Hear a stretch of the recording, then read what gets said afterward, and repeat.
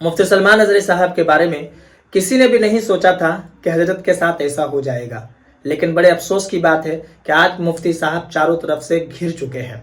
आज मैं आपको इस वीडियो में ये बताने वाला हूं कि मुफ्ती सलमान अजहरी साहब कन्फर्म कितने दिन तक जेल में रहेंगे। बहुत सारे लोग ये जानना चाह रहे हैं कि मुफ्ती साहब के साथ क्या मामला हुआ, मुफ्ती साहब की अगली सुनवाई कोर्ट पर कब होगी, कितने दिन तक जेल रहेंगे। तो आपसे गुजारिश करूंगा कि थोड़ा सा वक्त निकालकर आप इस वीडियो को मुकम्मल देख लीजिए, ताकि आपको A to Z समझ में आ जाए कि मुफ्ती साहब को किस किस तरीके से फंसाया गया और मुफ्ती साहब के ऊपर जो पासा एक्ट लगाया गया किस तरीके से लगाया गया।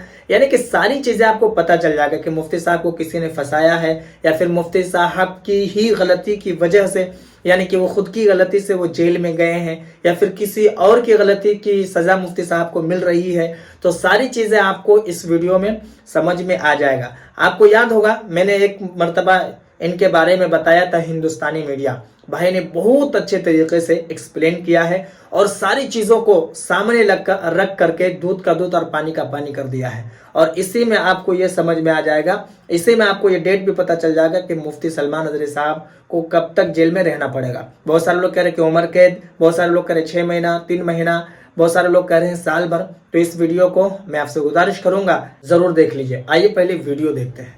पासा एक आप तमाम लोग जानते हैं कि किस तरह का कानून है।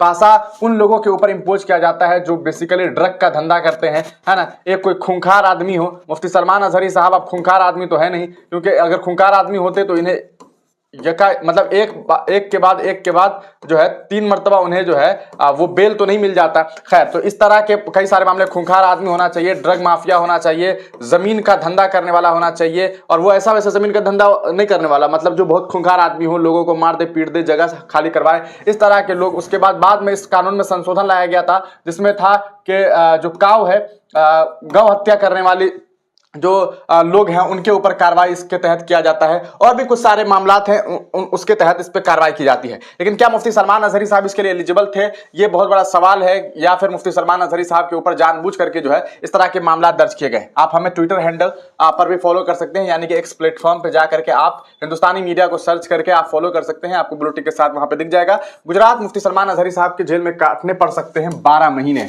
जी हाँ, उन्हें 12 महीने तक जेल में काटने पड़ सकते हैं, क्योंकि इस पूरे मामले में, पासा वाले मामले में रिहाई जो है वो आसान नहीं होती है, बहुत मुश्किल है। वहां से रिहा हो पाना, बेल मिल पाना काफी मुश्किल होता है। अब बताएंगे कि किस तरह से यह काम किया जाता है। 12 महीने के लिए होता है ये ऑर्डर। कितने दिनों के लिए होता है? 12 महीने के लिए, यानी कि मैक्सिमम 1 साल के लिए यह ऑर्डर होता है। 1 साल तक उन्हें जेल में रखा जा सकता है। जूनागढ़ पुलिस ने कलेक्टर के आदेश जारी करवाकर मौलाना मुफ्ती सलमान अजहरी साहब के ऊपर जो है वो पासा इंपोज करवाया था। किसने करवाया? जूनागढ़ के जो इंस्पेक्टर थे, उन्होंने गुजारिश की होगी वहां के कलेक्टर साहब से। इंस्पेक्टर ने कलेक्टर साहब को कहा होगा कि भैया ये आदमी जो है, इनसे खतरा है, इन पर जो है पासा इंपोज कीजिए, और कलेक्टर साहब ने इंपोज कर दिया।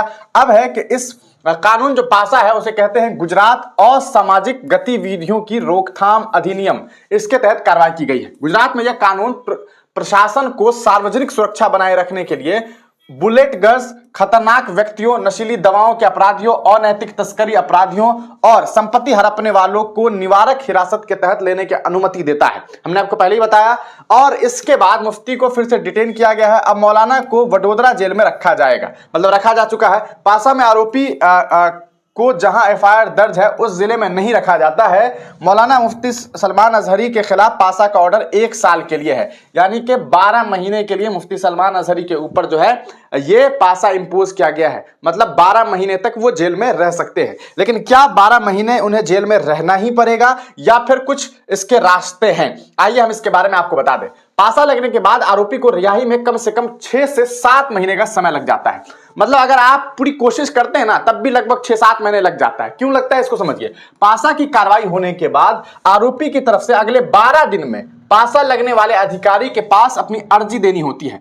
पासा लगाने वाले अधिकारी। अब सोच लीजिए कि जिस कलेक्टर साहब ने मुफ्ती सलमान अजहरी के ऊपर जो है वो पासा इंपोज किया है, क्या 12 दिनों के अंदर में मुफ्ती साहब के परिवार वाले या उनके जो लीगल टीम है ये कलेक्टर साहब से दोबारा गुजारिश करेंगे कि सर छोड़ दीजिए, पासा इंपोज मत कीजिए, आपको लगता है कि वो पासा हटाया जाएगा? मुमकिन ही नहीं है, नहीं करेंगे ये लोग। मतलब साफ है कि 12 दिनों तक तो मुफ्ती सलमान अजहरी साहब, इस 12 दिनों में भी मुफ्ती सलमान अजहरी को रिहाई नहीं मिलने वाली है। इसके बाद संबंधित सरकार को होम डिपार्टमेंट चाहे तो पासा के ऑर्डर रद्द कर सकती है। अच्छा, एक है कि होम डिपार्टमेंट अगर चाह ले, मतलब सरकार चाह ले, तो उसका जो होम डिपार्टमेंट है वो चाहे तो पासा के ऑर्डर को रद्द कर सकती है। मतलब होम डिपार्टमेंट समझ रहे हैं आप, जिनके पास में पूरा प्रशासनिक व्यवस्था है, वो चाहे तो ये कर सकती है। ऐसा नहीं होने पर पासा में की गई डिटेंशन से रिहा होने का दूसरा रास्ता 45 दिन के बाद आता है। यानी कि मुफ्ती सलमान अजहरी साहब को 22 तारीख को जो है उनके ऊपर पासा इंपोज किया गया। अब 22 के बाद 12 दिनों के बाद, मतलब 12 दिनों के बाद जो है क्या होता है कि 12 दिनों के अंदर,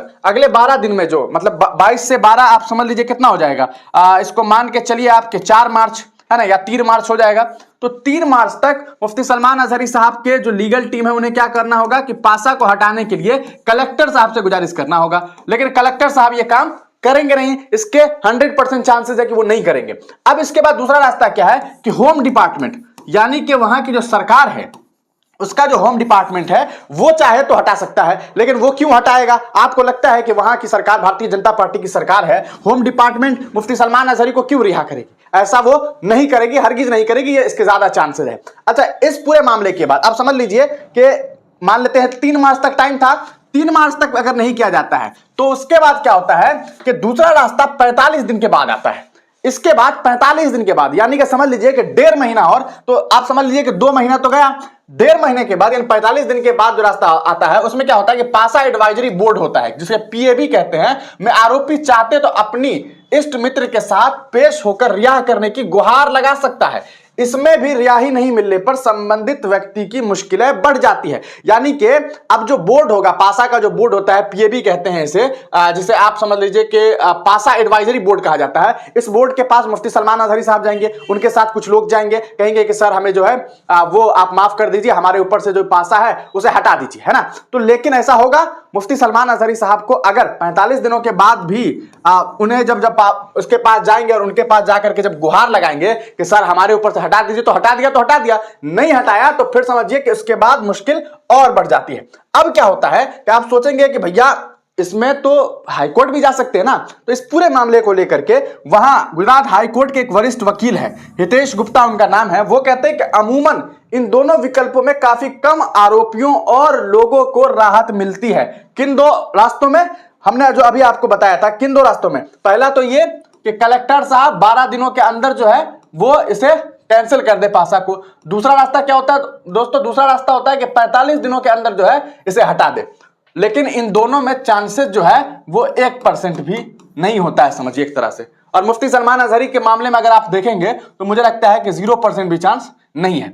अब देखिए इसके बाद क्या रास्ता है? अमूमन इन दोनों विकल्पों में कोई राहत नहीं मिलती है, उन्हीं कोर्ट का ही दरवाजा खटखटाना पड़ता है, उन्हें कोर्ट का ही दरवाजा खटखटाना पड़ता है। अब हितेश गुप्ता के अनुसार, जो एक वकील है, वो कहते हैं कि भैया संबंधित अधिकारी वो होम डिपार्टमेंट से राहत नहीं मिलने पर अंतिम विकल्प हाईकोर्ट है, यानी कि उन्हें हाईकोर्ट जाना होगा, यह अंतिम रास्ता होता है। अब हितेश गुप्ता के अनुसार कि हाईकोर्ट में पासा के मामलों की भरमार है, यहां पर रिट याचिका लगानी होती है, हाईकोर्ट में सुनवाई का नंबर वेटिंग के हिसाब से आता है। ऐसे में अब क्या है ना कि आप जाएंगे हाईकोर्ट में कहेंगे कि भैया हमारा जो है बेल अपील लीजिए, या मतलब पासा को जो है रिवोक करने का जो है वो हम पासा को रिवोक करने का मतलब होता है पासा हटाने के लिए जो है वो सुनवाई के लिए हाईकोर्ट जाया जाएगा। लेकिन हाईकोर्ट में जब जाते हैं तो ऐसे पासा इंपोज हुए लोग जो है गुजरात में बहुत सारे हैं, ऐसा नहीं कि मुफ्ती सलमान अजहरी साहब के ही ऊपर इंपोज हुआ है, बहुत सारे लोग हैं। तो अब क्या है कि वहां पर इस केस को रिवोक करने के लिए, यानी कि पासा को हटाने के लिए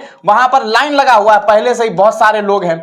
अब इसमें एक सिस्टम यह है कि आपको स्पीड ट्रायल नहीं करवा सकते।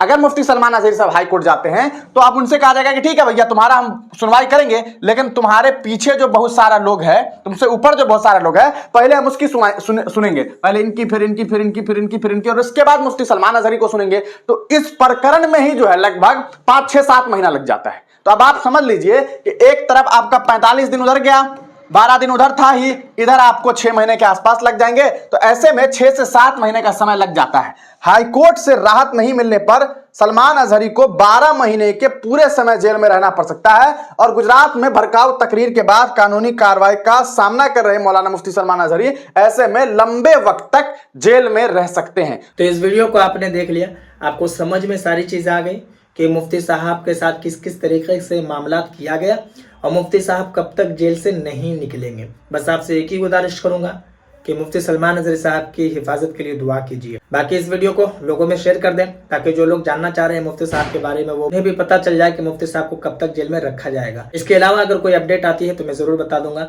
बाकी अगर आप नए हैं चैनल पर तो चैनल को भी जरूर सब्सक्राइब कर लें।